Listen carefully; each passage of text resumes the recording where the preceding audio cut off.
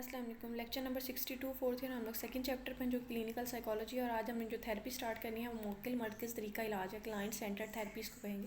اس کا جو بانی ہے وہ کارل روجرز ہے۔ اس نے کیا کیا تھا، کرداری اور تحلیل نفسی کا طریقہ علاج پر شدید تنقید کرتے ہوئے انسانیت پسندانہ نظریے پر موکل مرکز طریقہ علاج 1951 میں پیش کیا تھا۔ اس کے بعد 1961 اور 1966 میں اس میں ترمیم کی گئی۔ کارل روجر جو تھا اپنے نظریے میں فرد کو مرکزی حیثیت رکھتا ہے، مطلب جو کلائنٹ ہے، کلائنٹ سینٹر تھیراپی ہے، تو مطلب یہ کلائنٹ پہ فلی ڈیپینڈ کرتی ہے اور اس کو مرکزی اہمیت حاصل ہے۔ اس طریقے کو کیا ہوتا ہے، موکل مرکز تھیراپی کہا جاتا ہے، جس میں فرد یا جو کلائنٹ ہے اس کو مرکزی حیثیت دی جائے۔ کارل روجر کا طریقہ جو ہے وہ انسانیت پسندانہ طریقہ بھی کہلاتا ہے۔ اس نظریے کے مطابق کیا ہے، فرد نہ صرف عصمت کا مالک بلکہ بہت سی خوبیوں کا مجموعہ ہوتا ہے۔ اس نظریے میں فرد کو بنیادی طور پر عقل مند، خود مختار، حقیقت پسند، قابل اعتماد، ترقی کا خواہاں، مثبت سوچ کا مالک، مکمل طور پر باصلاحیت سمجھا جاتا ہے۔ اس نقطہ نظر میں فرد کو تقدیر کا غلام نہیں بلکہ تقدیر کا مالک سمجھا جاتا ہے۔ اس طریقہ کار میں کارل روجر نے افراد کی آزادی، خود مختاری اور تکمیل ذات پر بہت زور دیا۔ اس کے مطابق کیا ہے، ہر قسم کے ماحول سے مطابقت کی بے شمار صلاحیتیں پائی جاتی ہیں، مطلب جو فرد ہے یا کلائنٹ ہے وہ کسی قسم کے ماحول میں بھی ایڈجسٹ ہو سکتا ہے۔ اس میں یہ بہت بے شمار صلاحیتیں پائی گئی ہیں کہ وہ ماحول میں ایڈجسٹ ہو سکتا ہے۔ جب تک وہ زندہ رہتا ہے اپنی مرضی سے نہ صرف اپنے خیالات کی نشو و نما کرتا ہے بلکہ ان میں تبدیلی بھی لا سکتا ہے، نیز اضطراری کیفیت سے بچنے کے لیے مختلف طریقے بھی استعمال کر سکتا ہے۔ ٹھیک ہے، اب ذات کی نشو و نما کیسے ہوگی، ڈیولپمنٹ آف سیلف۔ روجر کے مطابق ذات کی نشو و نما کو اس نے بہت زیادہ اہمیت دی ہے۔ اس نے ذات سے متعلقہ دو تصورات متعارف کروائے، ایک اس نے آئیڈیل سیلف کہا اور ایک کو ریئل سیلف۔ ایک مثالی ذات اور دوسری حقیقی ذات۔ مثالی ذات، آئیڈیل سیلف وہ ہوگا جس سے مراد وہ خوبیاں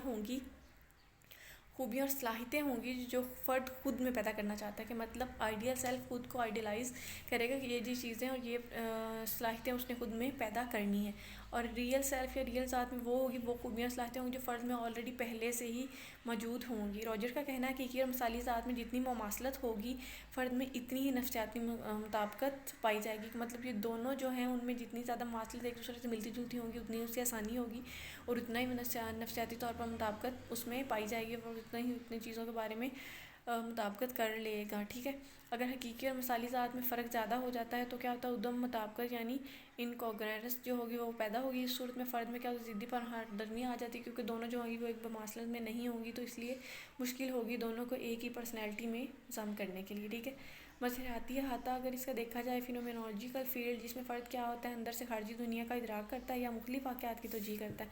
روجر اس فرد کا مظہراتی احاطہ قرار دیتا ہے۔ یہ واقعات کے بارے میں فرد کا ذاتی وقوف ہوتا ہے، مطلب فرد کا بیسیکلی فرد پہ ڈیپینڈ کر رہا ہوتا ہے کہ جو بھی اس کا اپنا وقوف ہے، یعنی وقوف فرد کے کردار کا تعین کرتا ہے۔ سی سی ٹی کے مطابق، سی سی ٹی اس کی شارٹ ایبریویشن ہے کلائنٹ سینٹر تھیراپی کی۔ اس کے مطابق کیا ہے، فرد کی ذاتی وقوفی دنیا اصل حقیقت سے زیادہ اہمیت کی حامل ہوتی ہے، کہ فرد کی جو بھی ذاتی وقوفی دنیا ہوگی وہ اور جو اس کا ریئل اصل حقیقت ہوگی وہ زیادہ اہم ہوتی ہے۔ دوسرے الفاظ میں فرد جو ادراک کرتا ہے وہی اصل حقیقت، مطلب جو چیز پرسیو کرے گا وہی اصل حقیقت ہوگی، کیونکہ فرد کا جو ادراک ہے اس کے تصور ذات کے مطابق ہوتا ہے، وہ مظہر فطرت اصل میں ہے اور اہم نہیں بلکہ اہم وہ ہے جو فرد کو نظر آتے ہیں۔ ٹھیک ہے، اس کے بیسک پوائنٹس کچھ یوں ہوں گے کہ انسانیت پسندانہ ماہرین جو موکل کی انفرادی حیثیت کو تسلیم کرتا ہے، اس کا کہنا ہے کہ ہر شخص سے دوسروں سے منفرد ہوتے ہیں، مطلب ٹوٹلی ہر جو فرد ہے، مطلب بایولوجیکل دیکھا جائے تو ٹھیک ہے، اگر ہر فرد جو ہے وہ سملر ہے، اس کے پارٹس آف باڈی ایک دوسرے سے سملر ہے، مگر کیا ہے، ہر فرد ایک دوسرے سے منفرد ہوتا ہے۔ اس طریقے علاج میں کیا ہوتا ہے، موکل کی شخصیت کے تمام مسائل سلجھانے کی کوشش کی جاتی ہے اور لچکدار طریقوں کو زیادہ فروغ دیا جائے، جن میں فلیکسیبلٹی ہو، ان طریقوں کو زیادہ استعمال کیا جاتا ہے۔ جو انسانیت پسندانہ ماہرین ہیں وہ موکل کو کیا کرتے ہیں، اپنی تمام تر خامیوں کے ساتھ قبول کرتے ہیں، مطلب جو بھی اس میں خامیاں ہیں، جو بھی اس میں نیگیٹیوٹی، جو بھی اس کے اچھے پوائنٹس نہیں ہیں، ان سب چیزوں کے ساتھ اس کو ایکسیپٹ کرتا ہے۔ اس کا کہنا ہوتا ہے غصہ جارحیت اور رنج جو ہیں وہ فطری انداز میں ہیں، مطلب کہ یہ بیماری کا حصہ نہیں ہے، یہ نیچرل چیزیں ہیں جو آلریڈی ہر پرسن میں ہوتی ہیں، اور وہ یہ ہے کہ ان کا جو ان کو منفرد انداز میں پیش کرتا ہے۔ یہ ماہرین موکل کے مسائل کو اسی کی نظر سے دیکھتے ہیں جس نظر سے موکل دیکھ رہا ہے، اور کیا ان مسائل کو اسی کی نقطہ نظر سے حل کرنے کی کوشش کرتے ہیں جس طرح سے موکل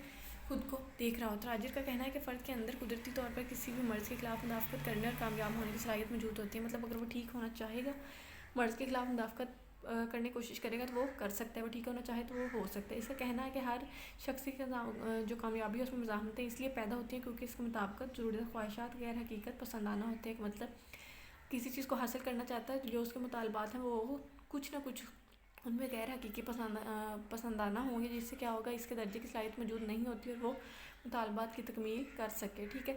اب اس کا مقصد جو یہ ٹیکنیک ہے اس کے بیسک 3 پوائنٹس ہیں، 3 مقصد ہیں.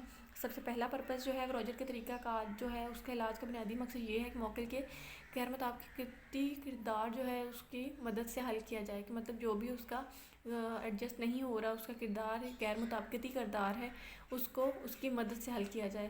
اب نمبر 2 پہ ہے فرد کی اس طرح مدد کی جاتی ہے خود کو اچھائیوں برائیوں سمیت قبول کرے، ان کیفیت کے ساتھ رہنا سیکھیں. مطلب جو اس میں پلس پوائنٹس ہیں، جو نیگیٹو پوائنٹس ہیں، ان دونوں کو ایک ساتھ قبول کرے، اسی کیفیت کے ساتھ جینا شروع کرے، اسی کے ساتھ رہے. فرد کی شخصیت کو اس کی اپنی کوشش سے سنوارا جائے، کہ مطلب جتنی کوشش وہ خود کے لیے کرے گا اس کے پرسنالٹی میں اتنا نکھار آئے گا. ٹھیک ہے.